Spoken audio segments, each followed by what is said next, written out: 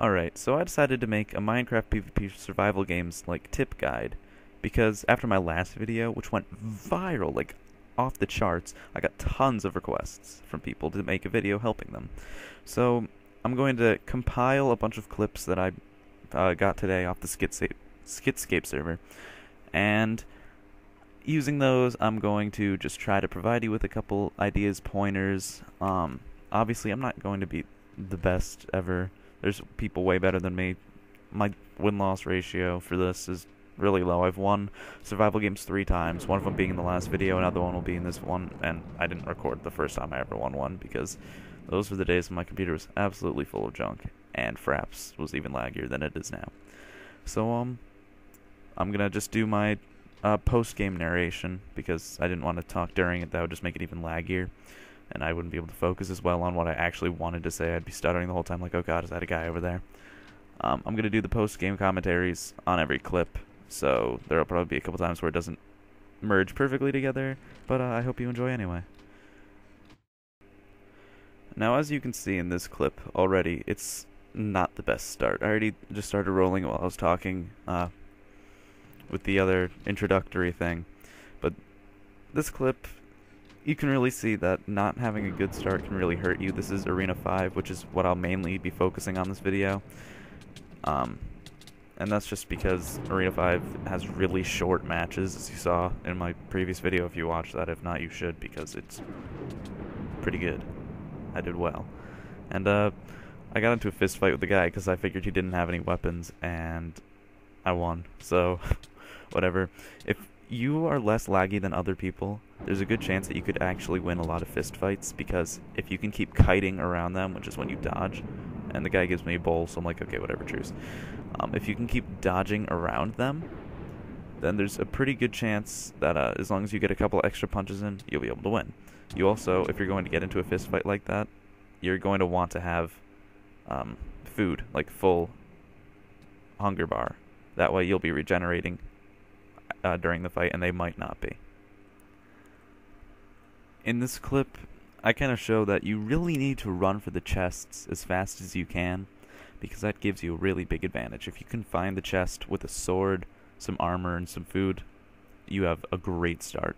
If you can only find a sword, you might want to try to kill someone for their armor if you notice they don't have a sword, because if they only have their fists, that only does half a heart of damage to you, even if you have no armor.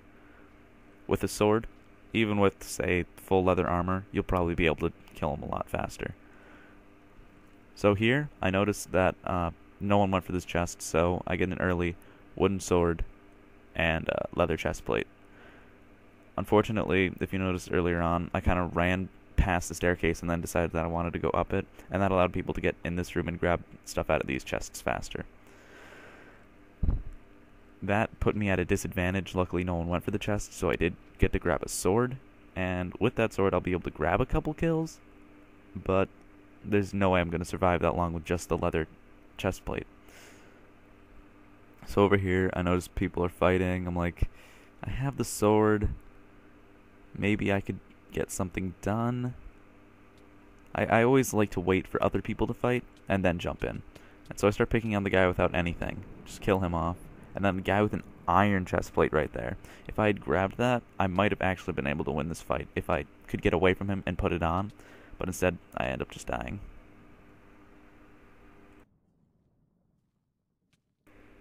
Another thing that's definitely worth mentioning is your hunger bar. You want to keep that as full as you can, as long as you're being smart about it. If you have like one missing hunger thing, you don't want to eat a cooked steak. That's a bad idea. That's a waste of a steak. Here I'm missing 3, and I have 4 raw fish, so I'm like, okay, I want to make sure I'm regenerating health in case I get into a really even battle. I'll just eat 3 of these fish. It's pretty standard thinking there, but you do want to keep that up. It's very important to winning. Alright, so here's another game on Arena 5. I start next to this little hole in the ground. If you see that, I'll probably look at it in a second. Yeah, right there. If you spawn near this, you might want to run through it. It's kind of a risk because there's more chests closer to the house, but there's a chest on your right and I got an iron sword from it on Arena 5. That's a huge advantage. There's also a chest on your left, but you can't grab it because there's dirt above it, and you can't open it. I run through the lava like an idiot, but it's not a big deal. And then I also noticed that there's 2 wooden swords, and I wanted to grab them, because if someone gets full iron, that wooden sword would be able to kill me, because all I have is leather. So I grab them, give someone else a disadvantage, and I'm still on fire. There we go. So now there's this guy with an iron sword following me, and I'm like, he doesn't know I have an iron sword, so maybe I should lure him away from other people in case he has a friend, and then try to trick him, so right as the grace period ends, I can just wail on him with the iron sword. It's a little bit risky, because if he gets first hit, he has a bit of an advantage, but I decided it's worth trying.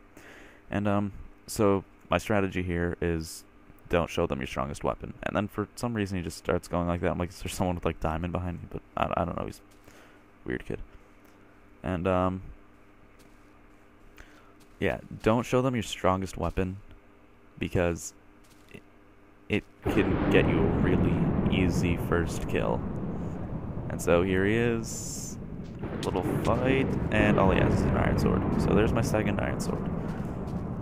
Having 2 iron swords on this, it's not like having more iron swords gives you a bigger advantage, but it gives other people a bigger disadvantage. If you have all these iron swords, there's such a big chance that they don't have a weapon nearly that well, or that good. Jeez.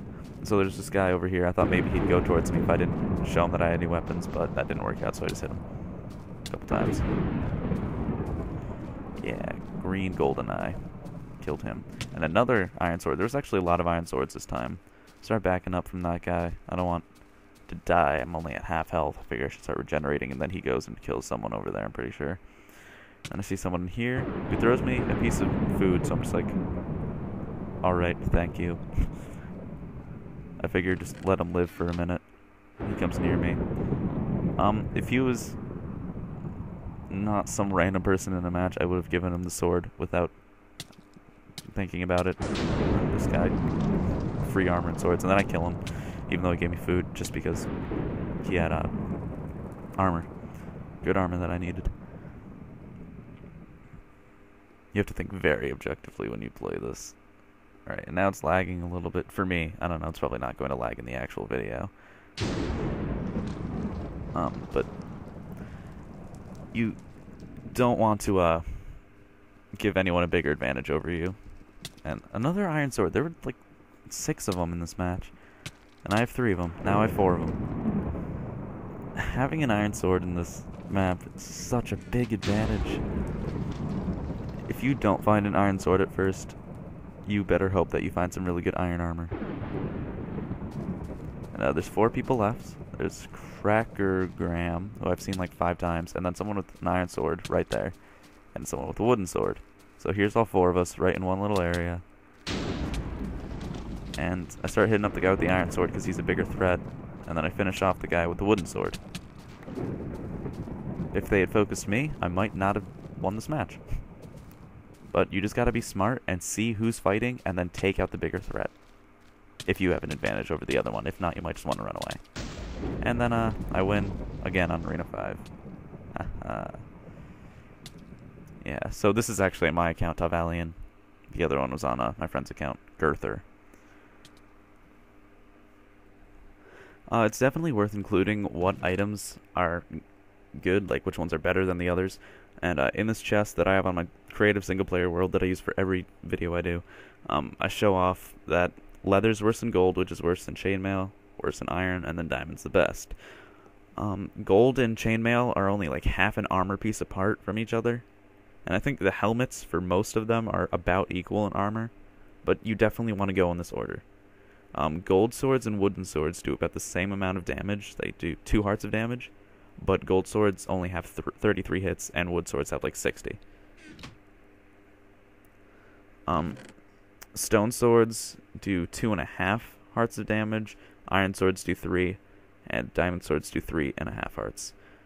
It's also worth mentioning that axes and pickaxes do more damage than just your fist, and the fist does half a heart of damage, but I don't think you'll ever really get a pickaxe or an axe on like the Skitscape servers. But in case there's some other survival games that actually does give you axes and pickaxes, I don't know how much the pickaxe does exactly, but The axe does half a heart less damage than whatever material sword it's made out of. So diamond sword does 3.5 hearts. A diamond axe does 3 hearts of damage. Well, there's not much else to say. I mean, there's plenty of other strategies and things that you can come up with yourself, but I don't really have footage for those specific strategies or tips. I can explain a couple of them, just while this goes on, because I have this clip in storage too. There's nothing really special about it. I've never done this map before, so it's all guesswork for me, really. And basically, just a couple random tips that are more focused around the Skidscape server. First off, melon. If you ever find a melon, you can place it down and break it for food, but you can also place it down and jump on it, and then that'll give you one more block of jumping. Like, you could jump 1 block higher than you could before just by placing the melon down. That's not a huge advantage, but it's a minor advantage. It's definitely got upsides. And you always want to go for chests. If you see a chest and you don't know if it's empty or not, you're going to want to go for it. I see that chest there because I was just looking around for chests frantically. I have no idea where the chests are on this map. And it actually turned out that I got a wood sword. And then that giant lightning bolt means the grace period's ended. So that means if this guy walks out, because he was following me before, if he keeps following me, I'll be able to just assault him with my wooden sword that I just picked up without taking any damage. I literally took 1.5 hearts of damage.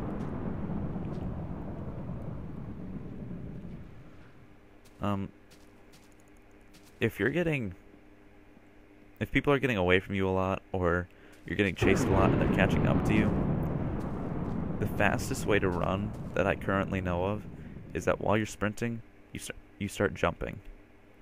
A lot of people do it. It's not like a huge secret or anything, but not everyone knows it either. It takes up a lot of hunger, so you might not want to do it if you're low, but I'm pretty sure it's the fastest way to run. Now, you don't always need to be sprinting. Like right here, I'm just walking around. You lose much less hunger if you're just walking and wandering instead of sprinting everywhere. Now, if you know where a chest is and you're afraid someone else is going to get it, you definitely should sprint to get to it. You don't want to give up whatever's in that chest, because if it's an iron sword, then that person is going to grab it out of the chest, turn around, and kill you. Another thing is that you always want to outwit your opponent. A lot of people will just go straight on, forward attack, hope that you get the kill. Like, I see a guy on top of a jungle tree and I'm thinking, how am I going to outwit him? Well, I'll try to get to the top of the tree on an edge, then move over a couple blocks, and then just push him off.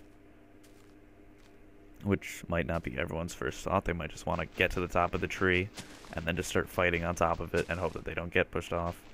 You know, just hope that they have more power. But I don't know what items this guy has, and all I have is a wooden sword. I mean, I have the pretty good helmet, and then full leather armor other than that, but if that guy has an iron chestplate and an iron sword, he has big advantage over me anyway. A couple ways to outwit your opponent, or at least just get them strategically. If they're going for a chest, and they open the chest, then their menu's open, and you have a chance to get in a couple hits before they can even close the menu, let alone turn around and start hitting you. Right here, I outwit the guy because he's dumb and walks right past the hole I'm making, so I can just hit him, and I hit him enough times to kill him before I even knock him off the tree.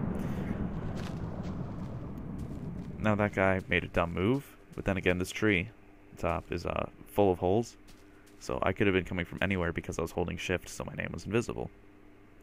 Holding shift is a really useful mechanism inside of the game mechanic, because while your name's invisible, you can obviously camp more efficiently, and people are always like, oh, I hate campers. Campers are dumb, but if you're really low, you're probably going to get wrapped up in some sort of camping. So, as I was saying before with the chests, If someone opens a chest, then they'll be occupied for a minute. But if they notice the chest is empty, they're just going to close it. I mean, would you really stay around gawking at an empty chest? If you put some of your useless items, if you have like duplicates, if you scatter those around the chest, then people might get occupied with those, and then you'll have even more chances to hit. So if you have like 3 leather boots, just put 2 of the leather boots in there while you're wearing another pair. And then while people are trying to grab those, that's at least 1 extra hit that you get on them for free. So there's really not too much else. You just gotta keep playing and memorize the maps the best you can. And I wish you luck in the future with this game. And I hope that I see you sometime so I can get some free kills. Although hopefully after watching this guide, you'll feel a little bit more comfortable playing on survival games on Minecraft.